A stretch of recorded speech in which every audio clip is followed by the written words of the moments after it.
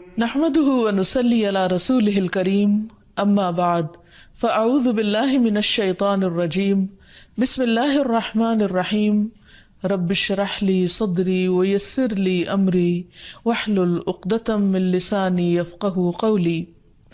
ناظرین، پروگرام دعا کیجئے کے ساتھ ہم آپ کی خدمت میں حاضر ہیں۔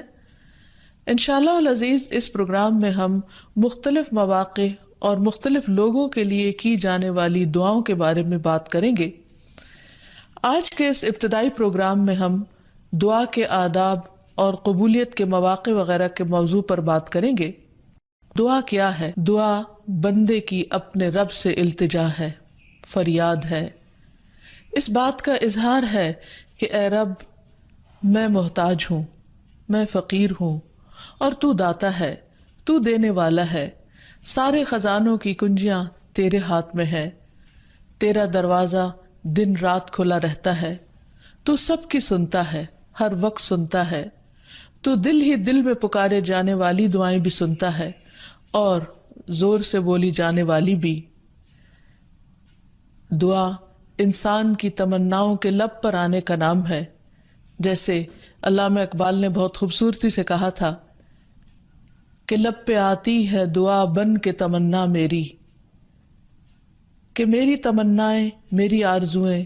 میرے اندر کی خواہشات اور میری ضروریات، ان سب کو پورا کرنے کے لیے اے رب میری کوششیں کافی نہیں، ان کی تکمیل کے لیے میں تیرے سامنے ہاتھ پھیلاتا ہوں اور میں تجھ سے ہی دعا کرتا ہوں۔ حضرت زکریا علیہ السلام نے بہت خشوع کے ساتھ اور بہت یقین کے ساتھ اپنے رب سے کہا تھا کہ وَلَمْ أَكُمْ بِدُعَائِكَ رَبِّ شَقِيًّا، کہ تجھ سے دعا مانگ کر اے رب میں کبھی بدبخت رہا ہی نہیں، نامراد رہا ہی نہیں، یعنی تو ضرور سنتا ہے، تو میری بھی سنے گا۔ اسی وجہ سے ہم دیکھتے ہیں کہ وہ ایک طویل عرصے تک اولاد کی محرومی کے باوجود کبھی مایوس نہیں ہوئے، اپنے رب کو پکارتے رہے، مانگتے رہے، حتیٰ کہ ان کی دعا سن لی گئی۔ کیونکہ دعا کی قبولیت میں یہ بات ہمیشہ یاد رہے کہ اللہ سبحانہ و تعالی اپنی خاص حکمت کے تحت یہ جانتا ہے کہ کس بندے کو کب کیا چیز عطا کی جانی چاہیے۔ تو آئیے ابتدا میں ہم دیکھتے ہیں کہ دعا مانگتے کیسے ہیں، دعا کا ادب کیا ہے، سلیقہ کیا ہے، کیونکہ یہ ایک انتہائی کمزور اور عاجز انسان کے الفاظ اس کے عظیم رب کی بارگاہ میں اٹھتے ہیں، تو پھر یہ کیسے ہونے چاہیے تاکہ دعائیں قبول ہو جائیں۔ تو اس سلسلے میں سب سے پہلی بات تو یہ ہے کہ انسان کو دعا مانگتے وقت پوری توجہ اور پورے خشوع اور خضوع کا مظاہرہ کرنا چاہیے، کیونکہ اللہ سبحانہ تعالیٰ غافل دل کی دعا نہیں سنتا۔ دعا مانگنے کے ادب میں سب سے پہلا ادب، سلیقہ اور کرینہ یہ ہے کہ انسان پورے اخلاص کے ساتھ، پوری توجہ کے ساتھ، شوق اور محبت کے ساتھ اپنے رب سے مانگے، پورے یقین کے ساتھ کہ اس کا رب اس کی دعا ضرور سنے گا۔ قرآن مجید میں اللہ تعالیٰ فرماتے ہیں وَادْعُوهُ مُخْلِصِينَ لَهُ الدِّينَ، اس سے دعا کرو دین کو اسی کے لیے خالص کرتے ہوئے، یعنی صرف اللہ سے مانگو، کسی اور سے نہیں،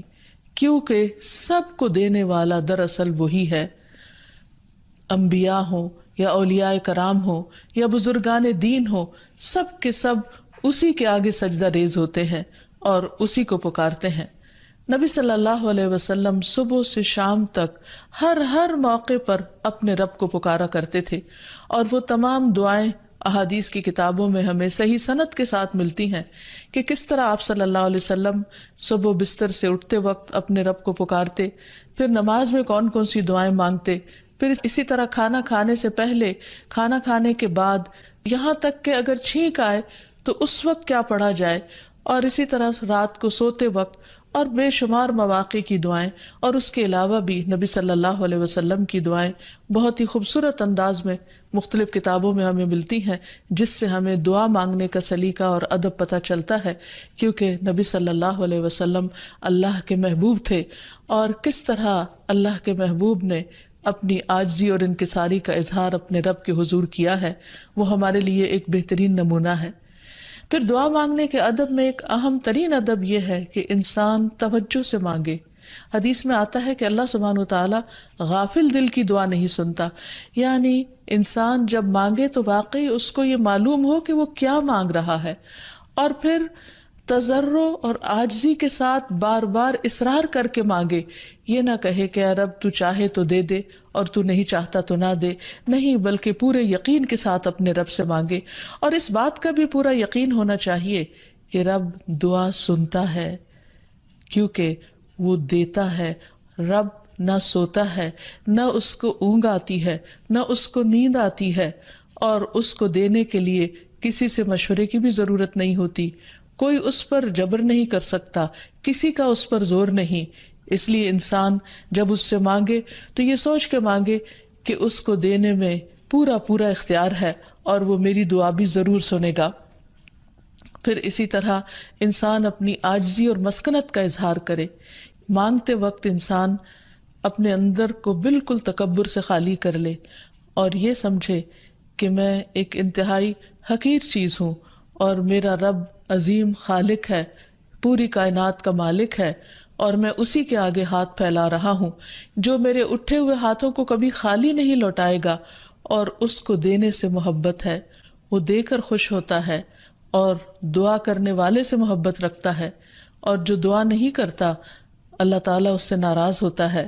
اللہ سبحانہ وتعالیٰ قرآن مجید میں خود فرماتے ہیں وَقَالَ رَبُّكُمُ ادْعُونِي أَسْتَجِبْ لَكُمْ، تمہارا رب کہتا ہے مجھ سے دعا مانگو، ادعونی استجب لکم، میں تمہاری دعائیں قبول کروں گا۔ اس لیے رب کے وعدے پر یقین کرتے ہوئے ہمیں دعا کرتے رہنا چاہیے۔ پھر اسی طرح یہ ہے کہ دعا میں عاجزی اور انکساری کے ساتھ ساتھ گریہ وزاری بھی ہونی چاہیے، جس طرح نبی صلی اللہ علیہ وسلم بدر کے موقع پر اللہ سبحانہ وتعالیٰ کے حضور آہوزاری کے ساتھ دعائیں کر رہے تھے۔ اس سلسلے میں روایت میں آتا ہے کہ نبی صلی اللہ علیہ وسلم قبلہ رخ ہو کر گڑ گڑا کے دعا کر رہے تھے کہ اے اللہ میرے لیے اپنے کیے ہوئے وعدے کو پورا فرما، اے اللہ اپنے وعدے کے مطابق عطا فرما، اے اللہ اگر اہل اسلام کی یہ جماعت ہلاک ہو گئی تو زمین پر تیری عبادت نہ کی جائے گی۔ اور پھر اس قدر عاجزی و زاری تھی کہ حضرت ابوبکر صدیق رضی اللہ تعالیٰ عنہ نے جب آپ کو دیکھا تو پیچھے سے آ کر آپ سے چمٹ گئے اور کہنے لگے کہ اے اللہ کے نبی اب بہت کافی ہو چکا، آپ نے اپنے رب سے بہت کچھ مانگ لیا، اللہ تعالیٰ آپ سے کیے ہوئے وعدے کو ضرور پورا کرے گا۔ پھر اسی طرح یہ ہے کہ انسان دعا میں تکرار کرے، یہ نہ ہو کہ ایک بار مانگے، دو بار مانگے اور اس کے بعد تھک کر بیٹھ جائے اور یہ کہے کہ میری دعا تو سنی نہیں جاتی، اس لیے دعا مانگنے کا فائدہ نہیں۔ نہیں، ہم دیکھتے ہیں کہ کس طرح انبیاء علیہ السلام مسلسل دعائیں مانگتے رہے، اصرار کے ساتھ مانگتے رہے۔ اس سلسلے میں ہمیں رسول اللہ صلی اللہ علیہ وسلم کی ایک حدیث سے بھی پتہ چلتا ہے کہ جب اصرار کے ساتھ اور تکرار کے ساتھ انسان دعا کرتا ہے تو اس کا کیا فائدہ ہوتا ہے۔ آپ صلی اللہ علیہ وسلم نے فرمایا جس شخص نے 3 مرتبہ اللہ تعالیٰ سے جنت مانگی، جنت اس کے لیے دعا کرنے لگتی ہے کہ اے اللہ اسے جنت میں داخل کر دے، اور جو شخص 3 مرتبہ دوزخ سے پناہ مانگے تو دوزخ اس کے لیے دعا کرنے لگتی ہے کہ یا رب اس شخص کو دوزخ سے پناہ دے۔ پھر اسی طرح یہ ہے کہ انسان کو چاہیے کہ انسان مانگنے کے انداز میں ہاتھ اٹھا کر اللہ تعالیٰ سے مانگے، کیونکہ اللہ سبحانہ وتعالیٰ بہت حیا والا ہے، بہت کرم فرمانے والا ہے۔ اس کو اس بات سے شرم آتی ہے کہ اس کا کوئی بندہ اس کے آگے ہاتھ پھیلائے اور پھر اللہ تعالیٰ ان ہاتھوں کو خالی لوٹا دے۔ وہ سب سے بڑا بادشاہ ہے، حقیقی بادشاہ، مالک کائنات، سارے خزانوں کا مالک، وہ کبھی بھی اپنے بندے کو خالی ہاتھ نہیں لوٹاتا۔ ہاں یہ ضرور ہے کہ کبھی وہ انسان کو فوراً مل جاتا ہے جو انسان اپنے لیے طلب کرتا ہے، اور کبھی ایسا ہوتا ہے کہ اس سے بہتر کچھ اور عطا کر دیا جاتا ہے، یا اس سے کوئی آنے والی مصیبت ٹال دی جاتی ہے، یا پھر آخرت میں اس کے لیے اس دعا کے اجر کو ذخیرہ کر دیا جاتا ہے، جسے دیکھ کر انسان تمنا کرے گا کہ کاش دنیا میں اس کو اپنی دعاؤں کے صلے میں کچھ بھی نہ ملا ہوتا۔ پھر اسی طرح یہ ہے کہ دعا کرتے وقت انسان کو حمد و ثنا کے ساتھ آغاز کرنا چاہیے، یعنی اللہ سبحانہ وتعالیٰ کی تعریف کرنی چاہیے، نبی صلی اللہ علیہ وسلم پر درود شریف پڑھنا چاہیے، اور اس کے بعد اپنی عرض رکھنی چاہیے۔ تو جس دعا کے آگے پیچھے درود شریف پڑھ لیا جائے وہ دعا بھی قبول ہوتی ہے۔ فضالہ بن عبید رضی اللہ عنہ سے روایت ہے کہ ایک مرتبہ رسول اکرم صلی اللہ علیہ وسلم تشریف فرما تھے۔ ایک شخص آیا اور اس نے نماز پڑھی، پھر کہنے لگا اے اللہ مجھے بخش دے اور مجھ پر رحم کر۔ تو رسول اللہ صلی اللہ علیہ وسلم نے فرمایا اے نمازی تو نے جلدی کی، جب نماز پڑھ چکو تو بیٹھے رہو، اللہ کی اس طرح حمد و ثنا بیان کرو جیسا کہ اس کا حق ہے، پھر مجھ پر درود بھیجو، پھر اس سے دعا کرو۔ یعنی یہ دعا مانگنے کا ادب اور سلیقہ ہے۔ پھر اسی طرح یہ ہے کہ انسان کی دعاؤں کی قبولیت میں بعض اوقات اس کے گناہ حائل ہوتے ہیں، اور جب انسان استغفار کرتا ہے، توبہ کرتا ہے تو دروازے کھل جاتے ہیں۔ اسی لیے انسان جب دعا کرے تو اس کے ساتھ ساتھ اپنے رب سے توبہ اور استغفار کرے۔ پھر اسی طرح دعا کرنے کے ادب میں سے ایک چیز یہ بھی ہے کہ انسان جب دعا کرنا شروع کرے تو سب سے پہلے اپنے لیے دعا کرے، پھر اپنے قریبی لوگوں کے لیے دعا کرے، اور پھر تمام لوگوں کے لیے دعا کرے۔ جیسے حضرت ابراہیم علیہ السلام کی دعا میں آتا ہے ربنا اغفر لی ولوالدی وللمؤمنین یوم یقوم الحساب، کہ اے ہمارے رب مجھے بخش دے اور میرے والدین کو بخش دے اور تمام مومنوں کو بخش دے جس دن حساب کتاب قائم ہو۔ پھر اسی طرح دعا مانگنے کے آداب میں سے یہ بھی ہے کہ انسان جامع الفاظ کے ساتھ، بہترین الفاظ کے ساتھ دعا مانگے، اور اس سلسلے میں ہم دیکھتے ہیں کہ نبی صلی اللہ علیہ وسلم سے بڑھ کر کس کے الفاظ جامع ہو سکتے ہیں، کمپریہنسو، کہ کم الفاظ میں زیادہ بڑی چیزیں مانگی گئی ہیں۔ اس لیے ہمیں مسنون دعاؤں کو یاد کرنے اور ان کو پڑھنے کا بھی اہتمام کرنا چاہیے۔ نبی صلی اللہ علیہ وسلم کو جو خاص چیزیں عطا کی گئی تھی ان میں سے ایک چیز جوامع الکلم تھی، جس کے بارے میں آپ نے فرمایا اوتیت جوامع الکلم، مجھے جامع بات کہنے کی صلاحیت بخشی گئی ہے، یعنی کم الفاظ میں زیادہ بڑا مضمون۔ پھر اسی طرح انسان کو اپنے نیک اعمال کو وسیلہ بنا کر دعا کرنی چاہیے۔ اگر زندگی میں انسان نے خالصتاً اللہ تعالیٰ کے لیے کچھ کام کیا ہو تو مشکل وقت میں، تکلیف کے وقت میں، پریشانی کے وقت میں انسان اپنے رب کے سامنے اس نیک عمل کا ذکر کر کے اس کے وسیلے سے دعا کرے۔ جیسے ہمیں ایک حدیث سے پتہ چلتا ہے کہ کچھ لوگ کہیں سفر پر جا رہے تھے تو راستے میں بارش شروع ہو گئی، بارش سے بچنے کے لیے انہوں نے غار میں پناہ لی، تو اتنے میں ایک بڑا پتھر لڑک کر غار کے دروازے کے آگے آ گرا اور غار کا دروازہ بند ہو گیا، اور اس طرح وہ باہر نہیں نکل پا رہے تھے۔ تو اس وقت ان تینوں نے آپس میں یہی سوچا کہ ہم اپنے اس عمل کو سامنے رکھ کر اللہ تعالیٰ سے دعا کرتے ہیں جو خالصتاً ہم نے اللہ تعالیٰ کی رضا کے لیے کیا۔ تو بہرحال تینوں نے اپنے اپنے نیک عمل کا ذکر کیا، جس کی بدولت ان کی دعا قبول ہو گئی اور غار کے پتھر ہٹ گیا جو کہ بظاہر ناممکنات میں سے تھا، اور اس طرح وہ لوگ وہاں سے نکل آئے، ادروائز ان کی زندگی بھی خطرے میں تھی۔ پھر اسی طرح یہ ہے کہ اللہ تعالیٰ کے خوبصورت ناموں کو وسیلہ بنا کر دعا کرنی چاہیے۔ قرآن مجید میں آتا ہے وَلِلَّهِ الْأَسْمَاءُ الْحُسْنَى فَادْعُوهُ بِهَا، اور اللہ کے لیے ہیں اچھے اچھے نام، بس اسے پکارو ان ناموں کے ذریعے، یعنی ان کے وسیلے سے۔ تو اللہ سبحانہ وتعالیٰ کے نام مختلف دعاؤں کے آخر میں بھی آتے ہیں، اور اس کے علاوہ اللہ تعالیٰ کے ان سارے ناموں کو پڑھ کر بھی دعا کی جا سکتی ہے، یا پھر کسی خاص نام کے ساتھ بھی اس کو پکارا جا سکتا ہے۔ جیسے عموماً ہم یا اللہ تو کہتے ہی ہیں، یا پھر یا رب، یا رحمان، یا رحیم، یا کریم، یا ذی الجلال والاکرام، یا حی یا قیوم برحمتک استغیث۔ ان اچھے اچھے ناموں کے ساتھ اللہ تعالیٰ کو بار بار پکار کر دعا کرنے سے دعا قبول ہوتی ہے۔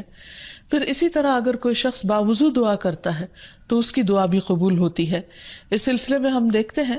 ابو عامر رضی اللہ عنہ جب شہید ہوئے تو ابو موسیٰ اشعری رضی اللہ عنہ نے آ کر نبی صلی اللہ علیہ وسلم کو اس کی خبر دی اور کہا کہ ابو عامر نے کہا تھا کہ آپ صلی اللہ علیہ وسلم سے کہنا کہ میرے لیے استغفار کریں۔ آپ نے پانی طلب فرمایا، وضو کیا، پھر ہاتھ اٹھا کر دعا کی، اے اللہ عبید ابو عامر کی مغفرت فرما۔ پھر اسی طرح دعا کی قبولیت کے آداب میں سے ایک ادب یہ بھی ہے کہ انسان حلال رزق کا اہتمام کرے۔ نبی اکرم صلی اللہ علیہ وسلم نے ایک شخص کا ذکر کیا کہ وہ طویل سفر کرتا ہے، پریشان حال ہے، اور خاک آلود ہے اس کے بال اور اس کا لباس، اور وہ بہت تھکا ہوا ہے اور اپنے ہاتھ آسمان کی طرف اٹھا کر کہتا ہے یا رب یا رب، لیکن اس کی دعا کہاں سے قبول کی جائے؟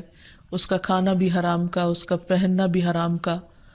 اور وہ حرام پر ہی پرورش پایا، تو اس کی دعا کہاں سے قبول ہو؟ تو اس سے یہ پتہ چلتا ہے کہ انسان اگر یہ چاہتا ہے کہ اس کی دعائیں قبول ہوں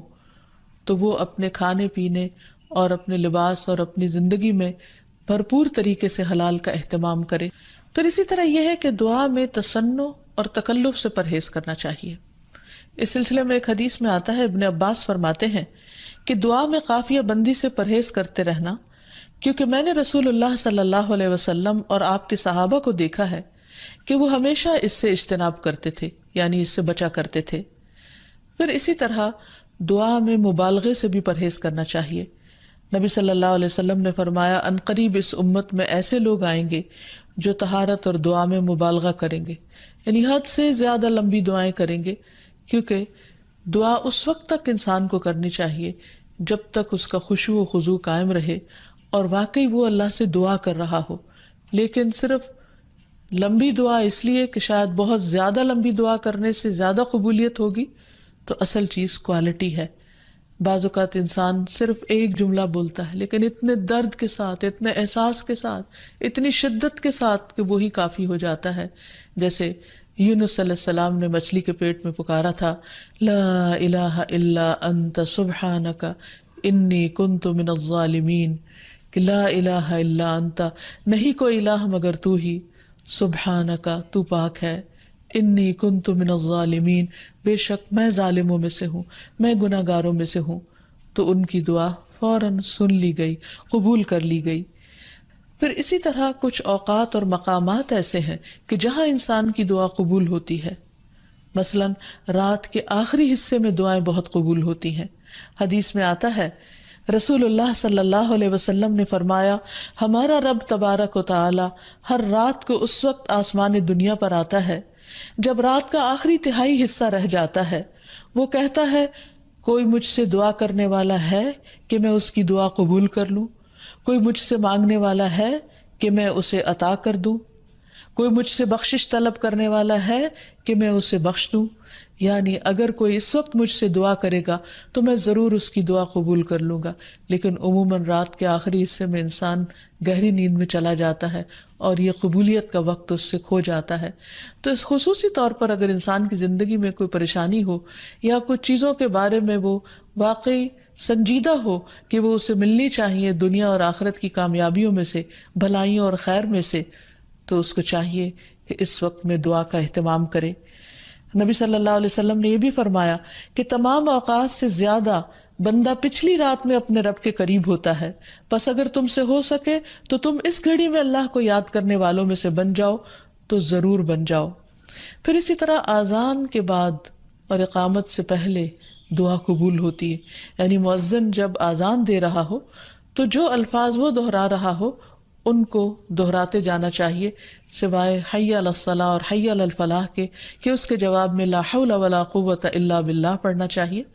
اور جب مؤذن آذان کہہ چکے تو آذان کے بعد کی دعا پڑھ کے، درود شریف پڑھ کر، جو بھی انسان کے دل میں حاجت ہو وہ اپنے رب کے سامنے رکھے، تو وہ دعا کے قبولیت کا وقت ہوتا ہے۔ اس وقت آسمان کے دروازے کھلتے ہیں، تو اس وقت انسان کو یہ وقت ضائع نہیں کرنا چاہیے، اور چھوٹی چھوٹی چیزیں بھی اپنے رب سے مانگتے چلے جانا چاہیے تاکہ انسان کسی انسان کا محتاج نہ ہو۔ پھر اسی طرح سجدہ میں انسان اپنے رب کے بہت قریب ہوتا ہے، اس وقت دعائیں خوب سنی جاتی ہیں، تو خوب انسان کو پکارنا چاہیے۔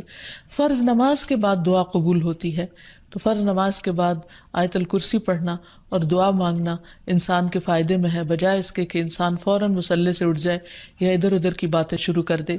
پھر اسی طرح جمعے کے دن ایک خاص گھڑی ہوتی ہے جس میں انسان کی دعا قبول ہوتی ہے، اور اس کے بارے میں ایک روایت میں آتا ہے کہ وہ جمعے کے دن کی آخری گھڑی ہوتی ہے۔ تو بہرحال جمعے کے دن خصوصی طور پر دعاؤں کے مانگنے کا اہتمام کرنا چاہیے۔ پھر اسی طرح ماہ رمضان میں ہر دن اور رات میں ایک گھڑی ایسی ہوتی ہے کہ جس میں دعا قبول ہوتی ہے، اس وقت بھی زیادہ سے زیادہ دعائیں مانگنی چاہیے۔ عرفہ کے دن اللہ سبحانہ و تعالیٰ سب سے زیادہ لوگوں کو جہنم کی آگ سے آزاد کرتا ہے، تو اس دن وہاں کے لوگ جو حج پر گئے ہیں وہ تو دعائیں مانگتے ہی ہیں، اور جو لوگ نہیں بھی جا سکے وہ بھی اس دن کی برکت سے فائدہ اٹھاتے ہوئے خوب خوب دعائیں کریں۔ پھر اسی طرح بارش ہوتے وقت بھی دعا قبول ہوتی ہے، پھر زمزم پیتے وقت دعائیں قبول ہوتی ہیں، قرآن مجید کی تلاوت کے بعد دعا قبول ہوتی ہے۔ تو انسان کو ان مواقع سے خوب خوب فائدہ اٹھانا چاہیے۔ پھر اسی طرح مریض اور میت کے پاس جو دعائیں کی جاتی ہیں وہ بھی قبول ہوتی ہیں۔ اور آخر میں یہ کہ رسول اللہ صلی اللہ علیہ وسلم نے بعض ایسے کلمات بتائے ہیں کہ جن کے ساتھ اگر اللہ تعالیٰ کو پکارا جائے تو انسان کی دعا قبول ہوتی ہے، اور وہ ہیں اللہم انی اسألک یا اللہ الاحد الصمد الذي لم يلد ولم يولد ولم يكن له كفوا أحد أن تغفر لي ذنوبي إنك أنت الغفور الرحيم۔ اے اللہ بے شک میں تجھ سے سوال کرتا ہوں، اے اللہ جو اکیلا ہے، بے نیاز ہے، ایسی ذات ہے جس نے کسی کو جنم نہیں دیا اور نہ ہی وہ جنم دیا گیا اور نہ ہی اس کا کوئی ہمسر ہے، یہ کہ تو میرے لیے میرے گناہوں کو بخش دے، بے شک تو بہت بخشنے والا نہایت مہربان ہے۔ تو نبی صلی اللہ علیہ وسلم نے اس شخص کے بارے میں جو یہ دعا پڑھ رہا تھا، آپ نے 3 بار فرمایا کہ اس کو بخش دیا گیا، اس کو بخش دیا گیا، اس کو بخش دیا گیا، کیونکہ اس نے اللہ سبحانہ وتعالیٰ کی ان صفات کے ساتھ، ان ناموں کے ساتھ اللہ تعالیٰ سے دعا کی تھی۔ تو اللہ تعالیٰ سے دعا ہے کہ وہ ہماری دعاؤں کو بھی سن لے اور ہمیں قبولیت کے اوقات سے بھرپور فائدہ اٹھانے کی توفیق دے اور ہمیں دعائیں مانگنے کے آداب سکھا دے۔ وآخر دعوانا ان الحمد للہ رب العالمین۔